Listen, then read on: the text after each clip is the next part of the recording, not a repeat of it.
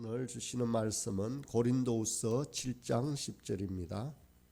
고린도후서 7장 10절의 말씀입니다. 그리고 한 절 더 요한일서 1장 9절도 제가 봉독하겠습니다. 하나님의 뜻으로 하는 근심은 후회할 것이 없는 구원에 이르게 하는 회개를 이루는 것이요 세상 근심은 사망을 이루는 것이라. 요한일서 1장 9절을 제가 읽겠습니다.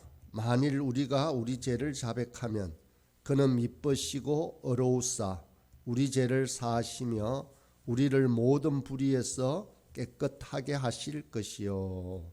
아멘. 교회사에 나오는 여러 우리 믿음의 선배들, 믿음의 선진들을 보면 그들에게 있어서 죄의 문제는 참으로 큰 고뇌의 문제였습니다. 원죄뿐만 아니라 생활 중에 범하는 여러 가지 죄에 대해서도 많이 아파하고 고민하였습니다. 적어도 제가 청년 시절에 처음 예수님을 믿고 바라보았던 믿음의 선배들은 죄를 미워하고 두려워하고 피하고 통탄하였습니다. 심하게 화를 낸 선배는 자기가 성만찬에 참여해도 될지를 염려하는 간증을 했습니다. 또 여자 선배님 중에 자기보다 더 예쁘고 매력적인 자매를 오랫동안 질투했다라고 그렇게 질투시게 했다라고 고백하면서 자신이 이 죄 때문에 구원받지 못하는 것은 아닌지 염려를 했습니다. 또 자기 주장이 강해서 다른 사람의 의견을 자주 묵살했던 한 선배는 주님 앞에 서는 날이 두렵다라고도 고백을 했습니다. 주님 앞에 기도 드릴 때 죄를 자백하면서 주님과의 관계를 점검하고 정립하는 일이 당시 기도 생활의 아주 중요한 요소였습니다. 처음 믿은 저로서는 너무도 율법적이고 구속적이지 않은가 할 정도로 죄에 대해서는 엄격한 모습들을 보였습니다. 그런데 오늘날에는 우리들이 죄의 자백에 관해서 아주 모호해져 가는 것을 볼 수 있습니다. 죄가 관련된 곳에서는 이제 사람들은 불분명한 말을 웅얼거리게 됩니다. 분명하게 드러나거나 자신이 분명하게 의식하는 죄조차도 아주 애매하게 웅얼거립니다. 예를 들면 다른 성도나 형제 자매의 마음을 아프게 하고 눈물을 흘리게 하고 참으로 고통스럽게 하고도 이렇게 고백합니다. 대인관계에 있어서 저의 연약함을 고백합니다. 마음이 아픕니다. 라고 말입니다. 구체적인 자백과 회개를 피합니다. 왜 그럴까요? 자신에게조차도 구체적으로 죄를 드러내는 것을 싫어하기 때문이 그렇습니다. 자신의 죄에 바로 직면하는 것이 자신도 아프기 때문입니다. 그러나 죄는 그냥 두면 저절로 사라지는 것이 아닙니다. 우리 삶 전체에 영향을 줍니다. 그 영향력이라고 하는 것은 그리스도의 사랑으로 우리가 다른 사람을 사랑할 수 없게 만듭니다. 그리고 세상의 기준으로 정죄하고 판단하고 교만에 빠져서 스스로 이 죄에서 헤어나기 어렵게 만듭니다. 이 죄는 우리가 품고 있는 사랑만큼이나 영향력이 큽니다. 우리 인생 전체에 강한 힘으로 작용합니다. 그리고는 그 영역이 점점점 더 크게 번져갑니다. 사랑도 그렇지만 죄도 영향력이 아주 큽니다. 우리 자신에게만이 아니라 다른 사람에게 끼치는 그 힘이 아주 크다는 것입니다. 힘을 의미하는 영어 단어에는 두 가지가 있습니다. 우리가 일반적으로 아는 단어가 파워입니다. 그런데 이 파워라는 단어를 일반적으로 쓰는데 제가 학창시절에 배웠던 물리 시간에 힘은 파워가 아니었습니다. P라고 하는 약자를 쓰는 것이 아니라 전부 F라는 단어를 썼습니다. 즉 포스라는 힘이라는 단어의 약자를 사용했습니다. 두 단어는 각각 다른 곳에 사용됩니다. 분명하게 구별되어 사용됩니다. 일반적인 힘은 파워이고 군사 용어에는 대부분 포스나 물리시간에 이 방향이 있는 공격력이 있는 이것은 포스라고 합니다. 파워는 어떤 뜻인가를 살펴보니 파장, 영향력이라는 것입니다. 주변을 변화시키고 감화시키는 것을 파워라고 합니다. 포스는 공격하는 힘을 말합니다. 그런데 죄나 사랑이나 모두 포스가 아니라 파워입니다. 파장이고 영향력입니다. 이것이 우리 삶에 끼치는 영향은 아주 큽니다. 그래서 파워 오브 러브라고 하면, 사랑의 힘이라고 하면 이것이 인생 전체를 좌지우지한다라는 뜻입니다.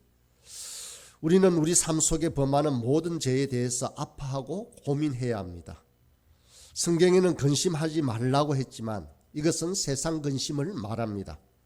우리 죄에 대해서는 결코 너그러워서는 안 됩니다. 근심하고 아파해야 합니다. 오늘 본문이 그렇게 말을 합니다.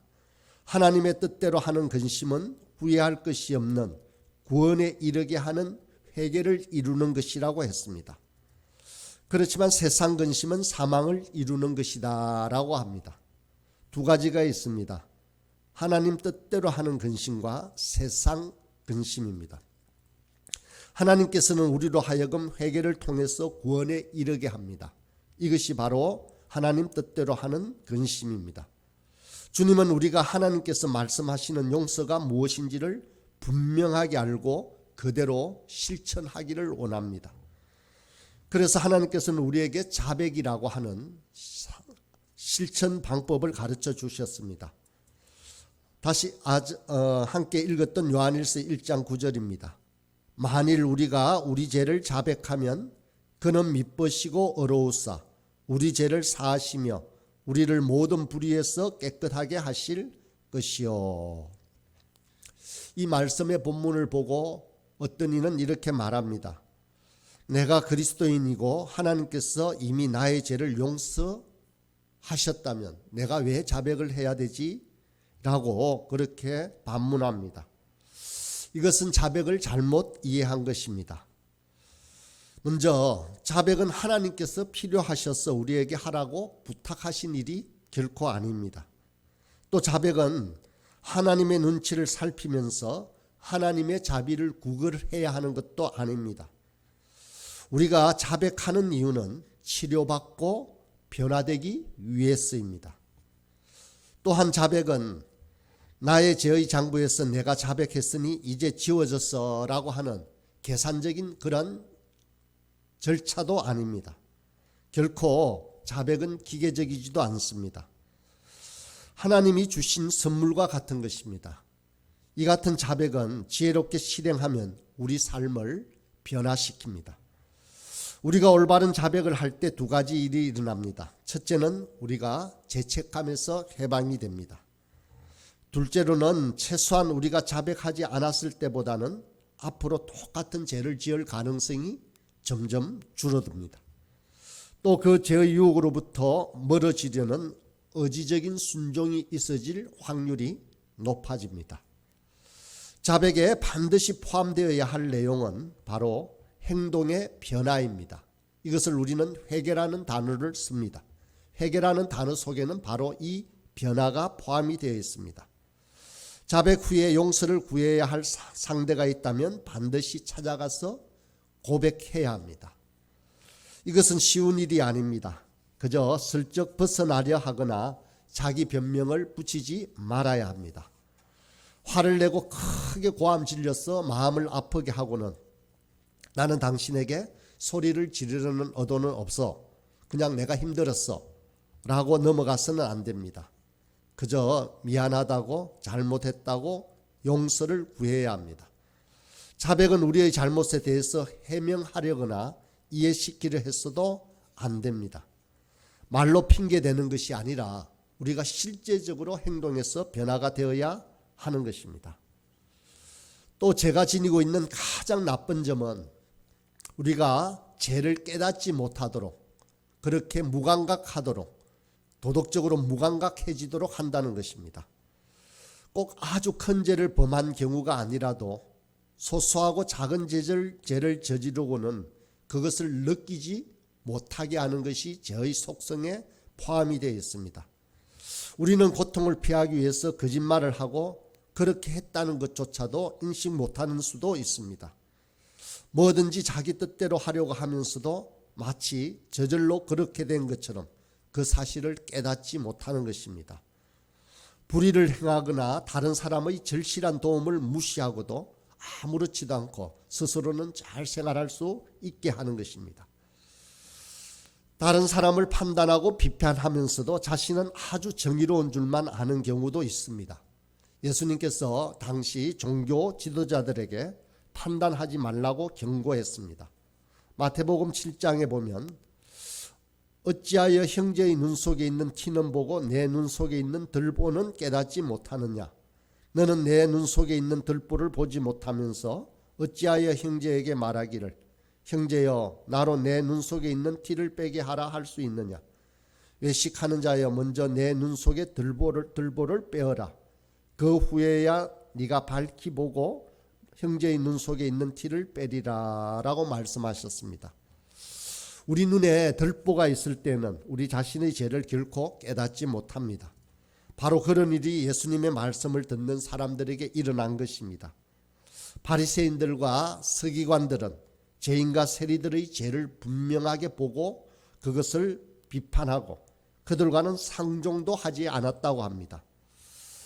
그러다가 바리새인과 서기관들이 예수님께서 죄인과 세리들과 함께 잡수시는 것을 보고 그의 제자들에게 이르되 어찌하여 세리 및 죄인들과 함께 먹는가라고 그렇게 판단하고 비판했습니다. 바리새인과 서기관들은 분명히 자신들이 영적으로 우월하다는 자부심에 빠져 있었습니다. 그러나 예수님께서는 바리새인들과 서기관들이 자신들의 죄를 망각하고 있다라고 말씀하십니다. 그렇습니다. 우리는 우리의 죄를 새로운 눈으로 바라보아야 합니다.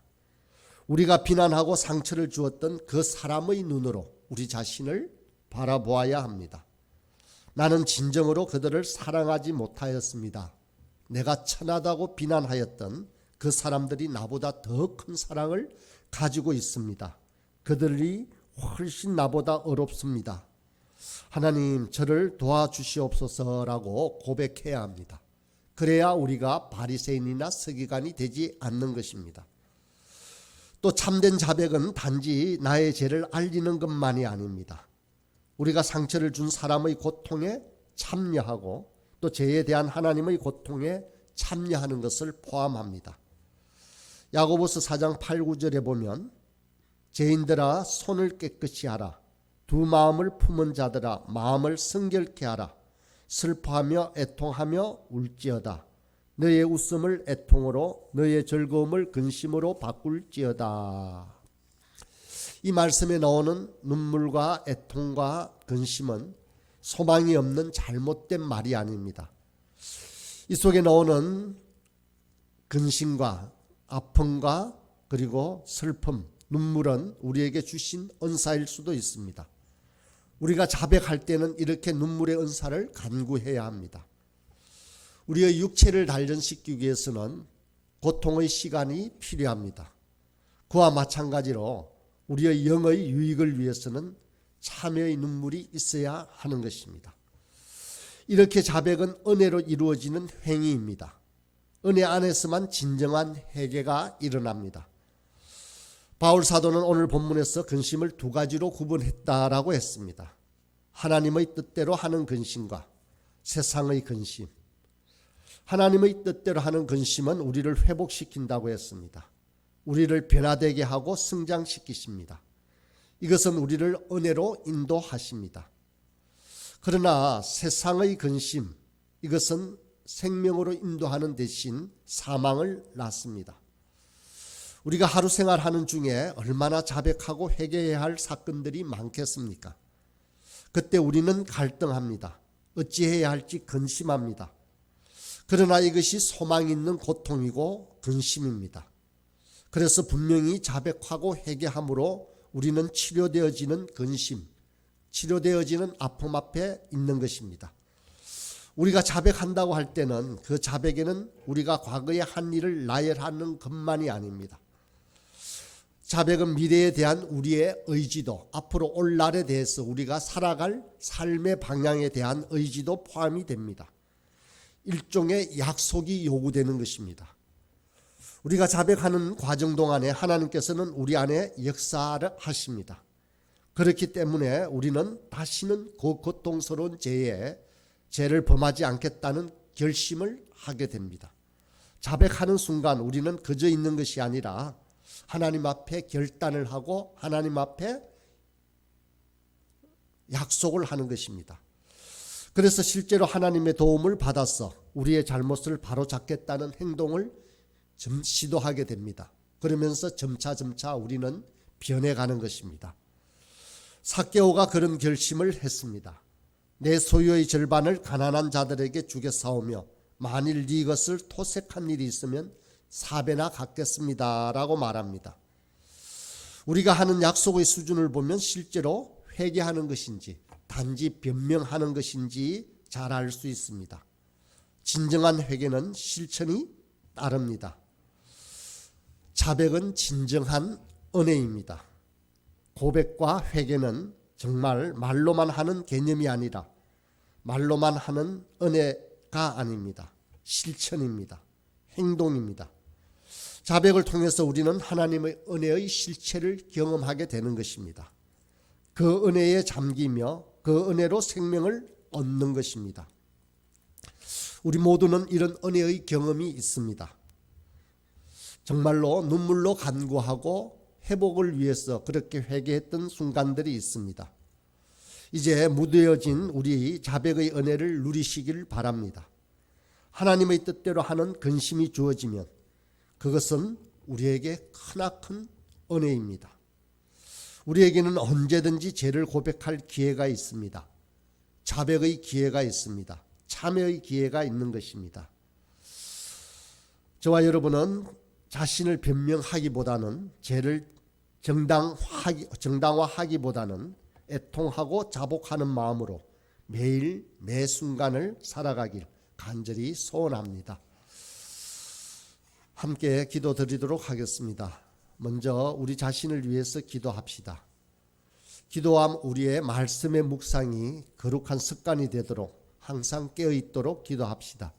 주님만을 바라보며 주님만을 의지하게 해달라고 간구합시다. 우리 자신을 하나님께 드리고 이웃을 내 몸처럼 사랑하게 해달라고 기도합시다. 우리의 가정을 위해서 기도합시다. 날마다 주님의 은혜를 구하는 가정이 되게 하소서. 우리 부모의 신앙과 삶이 자녀가 따라가는 모범이 되게 해달라고 간구합시다. 자녀들의 걸음을 인도하시고 아이들이 직장, 학교, 이웃에게 하나님 복의 통로가 되게 하옵소서라고 기도합시다. 그리고 나라와 한국 교회를 위해서 기도하시고 지금 재난을 당하고 있는 튀르기예와 시리아의 재난을 위해서 빨리 지진 피해 속구가 신속히 이루어져서 그들의 아픔이 사라지고 더뎌지도록 그렇게 기도합시다. 함께 이 기도 제목을 놓고 기도하도록 하겠습니다.